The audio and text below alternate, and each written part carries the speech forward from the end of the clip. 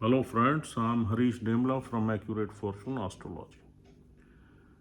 दोस्तों, medical astrology की series में आज हम बात करेंगे केतु देव से उत्पन्न बीमारियों के बारे में। आइए जान लेते हैं कि यदि केतु देव हमारे चार्ट में किसी मेलेफिक हाउस में आ जाए या जिस जिस प्लैनेट के साथ बैठते हैं किसी भी मेलेफिक हाउस में, तो ये किस तरह की बीमारियां देते हैं। सबसे पहले ये जान लेना चाहिए कि केतु एक फर्स्ट रेटेड मेलेफिक प्लैनेट है।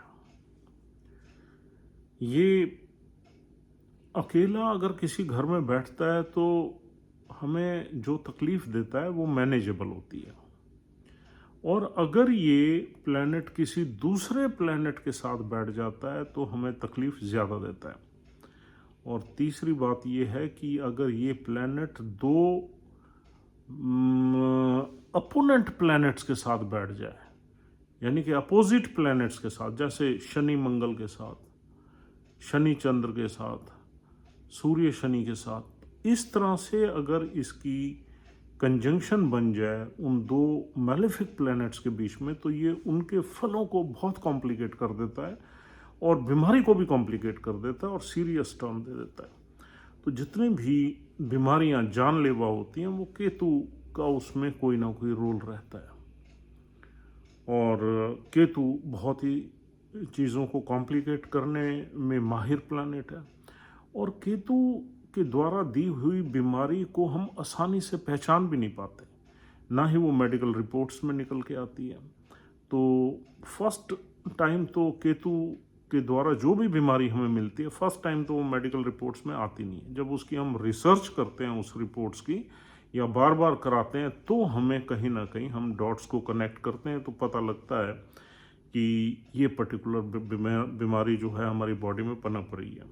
तो केतु के द्वारा दी हुई बीमारी को असेस करना या जानना भी बहुत मुश्किल है, जब तक केतु किसी अच्छे घर में ना बैठा हो और बीमारी दे रहा हो। बुरे घर में, यानी कि केतु की बीमारी ज़्यादा कॉम्प्लिकेट तब हो जाती है जब केतु छठे या आठवें घर में बैठ के किसी प्लैनेट के साथ ये बीमारी आपको दे देता है, या इवन 12वें घर में। अगर केतु किसी ऑस्पिशियस हाउस में बैठा है तो बीमारी तो आपको थोड़ी बहुत देगा, लेकिन उसको आप मैनेज कर लेंगे। तो और फिर जो दूसरा मैंने आपको एस्पेक्ट बताया, जब भी केतु किसी दो ऐसे प्लैनेट्स के बीच में फंस जाता है जो एनिमी प्लैनेट्स हैं, तो उसमें भी केतु के बहुत रिजल्ट्स बुरे मिलते हैं बीमारी को लेकर, चाहे वो किसी अच्छे ही घर में क्यों ना बैठे हों। तो दोस्तों, इन चीज़ों का आपने ध्यान रखना है जब भी केतु की आपने स्टडी करनी है कि केतु हमें किस तरह की प्रॉब्लम या हेल्थ इश्यूज दे सकता है।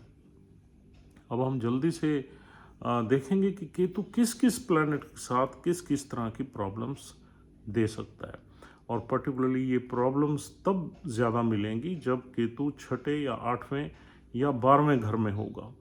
और अब देखिए, केतु सबसे पहले अगर सूर्य देव के साथ बैठ जाए तो हमारी हड्डियों में प्रॉब्लम दे देगा, हमारे पेट में प्रॉब्लम दे देगा, एब्डोमिनल इश्यूज दे देगा, गाल ब्लैडर में इश्यूज दे देगा, हमारी इम्यूनिटी और वाइटैलिटी में इशू दे देगा, और हमारी इम्यूनिटी वीक रहेगी। और ये ज़्यादा तब होगा जब छठे आठवें 12वें घर में ये कंजंक्शन बन जाए सूर्य के साथ, और कंजंक्शन भी नज़दीक होगी तब ये प्रॉब्लम आएगी। यानी कि ये कंजंक्शन अगर 3 डिग्री से नज़दीक है तो ज़्यादा प्रॉब्लम है, अगर 10 डिग्री के अंदर अंदर है तो प्रॉब्लम तो है लेकिन मैनेजेबल है। दूसरा, केतु अगर चंद्र के साथ बैठ जाए इसी तरीके से विद इन 3 डिग्रीज, तो हमें कुछ साइकोलॉजिकल इश्यूज देगा, कोल्ड, कफ, साइनस, रेस्पिरेशन की दिक्कत, लंग्स में दिक्कत, और सांस वांस लेने में परेशानियां, और अस्थमा जैसी बीमारी दे देता है।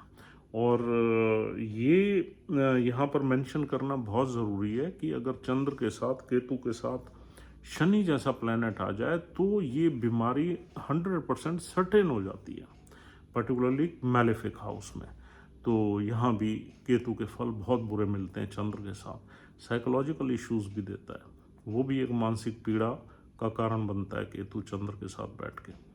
और केतु अगर मंगल देव के साथ आ जाए तो हमें कुछ ना कुछ इंटरनल ब्लीडिंग का डर रहता है, यानी कि कुछ चोट लगी या कोई सर्जरी हुई और उस सर्जरी में हमारी ब्लीडिंग नहीं रुक रही है अंदर, और हमें पता भी नहीं लग रहा कि अंदर एक ब्लीडिंग रस रही है और हमारी बॉडी के कुछ ऑर्गन्स को ख़राब कर रही है। तो इंटरनल ब्लीडिंग की जो बीमारी है वो भी केतु की देन है, लेकिन ये तभी देता है जब वो मंगल जैसे प्लैनेट के साथ बैठ जाए। और 8वें घर में अगर ये लेडीज़ के चार्ट में बैठ जाए तो मेंस्ट्रुअल इश्यूज़ या मेंस्ट्रुअल प्रॉब्लम्स वगैरह भी ज़्यादा दे देता है। तो ब्लड से रिलेटेड जितने भी विकार हैं, चाहे वो ब्लड में इन्फेक्शन हो, एलर्जी हो, इंटरनल ब्लीडिंग हो, या कोई चोट लगने से ज़्यादा खून का निकल जाना हो, तो इस तरह की बीमारियां केतु मंगल के साथ बैठ के देता है। और अगला प्लैनेट हम देखते हैं बुध। बुध के साथ केतु अगर क्लोज कंजंक्शन में आ जाए तो हमारी मेमोरी लॉस करवा देगा, हमें चीज़ें जल्दी अर्ली एज में भूलने लगेंगी। और दूसरा न्यूरो की, नर्वस सिस्टम की प्रॉब्लम, न्यूरो की प्रॉब्लम दे देगा, और हमारी स्किन में भी रैशेस या ड्राइनेस दे देगा। तो हमारी स्किन से रिलेटेड प्रॉब्लम, न्यूरो से रिलेटेड प्रॉब्लम और मेमोरी यानी ब्रेन से रिलेटेड प्रॉब्लम केतु दे देगा अगर ये बुध के साथ किसी मेलेफिक हाउस में बैठा है, यानी 6, 8वें, 12वें में बैठा है, और या किसी ऐसी 8 नंबर राशि में बैठा है। 8 नंबर राशि 8वें घर की है, वो भी राशि चाहे राशि कहीं भी पड़ी हो, अगर उस राशि में है तब भी थोड़ी प्रॉब्लम्स हमें आती हैं। लेकिन अगर अच्छे घर में ये कंजंक्शन है तो प्रॉब्लम कम आती है, अगर 8वें ही घर में है तो फिर प्रॉब्लम हमें ज़्यादा आती है। और नेक्स्ट प्लैनेट हमारा है जुपिटर। जुपिटर के साथ केतु अगर क्लोज कंजंक्शन में आ जाए तो हमारी पित्त की थैली में प्रॉब्लम दे देता है, यानी कि स्प्लीन में प्रॉब्लम दे देता है, हमारे लीवर में प्रॉब्लम दे देता है। लीवर में अगर बहुत ही ज़्यादा मैलिफिक हो, गुरु के साथ बुध जैसा प्लैनेट भी बैठ जाए, बुध और केतु दोनों बैठ जाए, तो हमारी लीवर में सिरोसिस टाइप यानी कि इस तरीके की प्रॉब्लम भी हमें देखने को मिलती है।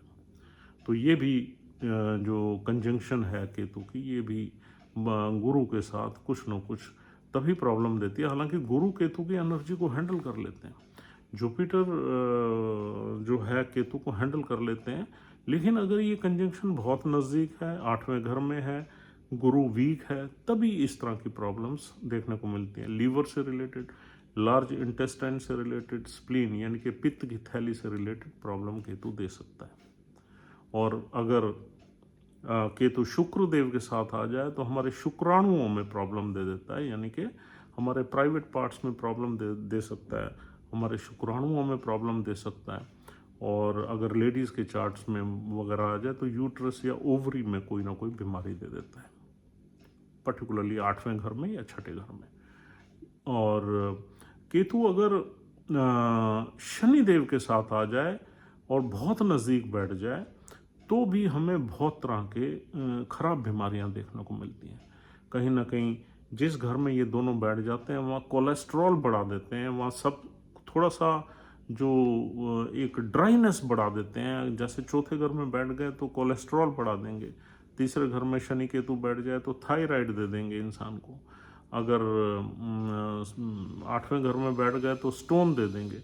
तो जितनी भी हमारे यूरिन इन्फेक्शन या यूरिन से रिलेटेड प्रॉब्लम्स होते हैं, किडनी से रिलेटेड प्रॉब्लम्स होती हैं, वो शनि के साथ केतु देते हैं, क्योंकि शनि भी हमारे यूरिन ट्रैक सिस्टम को सबसे पहले अटैक करते हैं बोन्स के बाद, यानी कि लेग्स के बाद, क्योंकि लंबी हड्डियों को भी शनि देव देखते हैं। और केतु अगर शनि देव के साथ 8वें घर में आ जाए तो हमारे यूरिन ट्रैक सिस्टम को अफेक्ट करता है, और किडनी में कुछ इन्फ्लेमेशन या कुछ यूरिन का रुक रुक के आना या यूरिन से रिलेटेड कोई भी एलर्जी या इन्फेक्शन की प्रॉब्लम देता है। और यहाँ पर अगर शनि के साथ एक और प्लैनेट आ जाए, कोई चंद्र जैसा प्लैनेट आ जाए, तो चीज़ें सीरियस हो जाती हैं। वहाँ फिर हमारे सीरियस वाली डिसीज़ भी हो जाती हैं, हमारे लंग्स में, हमारे ब्रेस्ट में, चेस्ट में प्रॉब्लम आ जाती है। जैसे किसी भी तरह की लंग्स में प्रॉब्लम आ जाना, ये भी यानी कि चंद्र शनि केतु की कंजंक्शन में हो जाता है। तो यानी कि अगर केतु और शनि अकेले हैं तो प्रॉब्लम मैनेजेबल है, लेकिन मैलेफिक ये एनर्जी है तो प्रॉब्लम्स रहती हैं। और अगर कोई और एनिमी प्लैनेट आ जाए, चंद्र जिसका शनि जिसका एनिमी प्लैनेट है, चाहे वो सूर्य है, मंगल है, चंद्र है, तो चीज़ें फिर ज़्यादा सीरियस हो जाती हैं। और बाकी यही है, सारे प्लैनेट्स हमने डिस्कस कर लिए हैं। तो इन प्लैनेट्स के साथ बैठ के केतु अगर किसी मेलेफिक हाउस में आ जाए तो हमें इन बीमारियों का डर रहता है। और पर्टिकुलरली डर तभी रहता है जब ये बहुत क्लोज कंजंक्शन हो। अकेला बैठा हुआ केतु फिर भी आपको कोई ज़्यादा तंग नहीं करेगा, हाँ उस घर से डिटैच करने की कोशिश करेगा जिस घर में केतु बैठा हुआ है। बीमारी के घर में बैठ के हम कह सकते हैं कि अगर केतु अच्छी डिग्निटी में है, अच्छी अवस्था में है, अपनी प्रिय राशि में है, तो फिर बीमारियों से आपको बचाता है।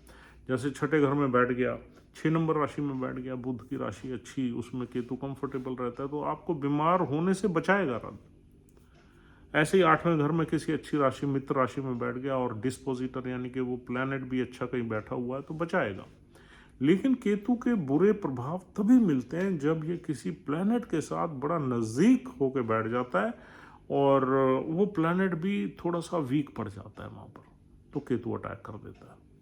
तो दोस्तों, केतु के इस तरीके से डिफरेंट प्लैनेट्स के साथ बैठ के डिफरेंट तरह की चीज़ें निकलती हैं और केतु के जो बीमारियां हैं वो हमारे टेस्ट रिपोर्ट्स में भी मुश्किल से मिलती हैं। तो इसलिए आप जो है केतु की शांति के लिए डॉग्स को फीड कर सकते हैं, गणपति जी की पूजा कर सकते हैं और केतु देव का मंत्र जाप कर सकते हैं, ओम केम केतवे नमः, ओम केम केतवे नमः। तो केतु के 2 दिन होते हैं, वेडनेसडे और संडे। इन दिनों में केतु के काम करना बहुत ऑस्पिशियस रहता है। Thank you very much for watching this video patiently. We hope that you are liking our videos. अगर आप हमारे वीडियोस को पसंद करते हैं तो हमारा चैनल ज़रूर सब्सक्राइब करिए और else we'll see you tomorrow with we'll continue the series of Gemini. उसमें वीनस की प्लेसमेंट चल रही हैं, उसको हम कल से कंटिन्यू करते हैं। Thank you very much. Take care and have a good time.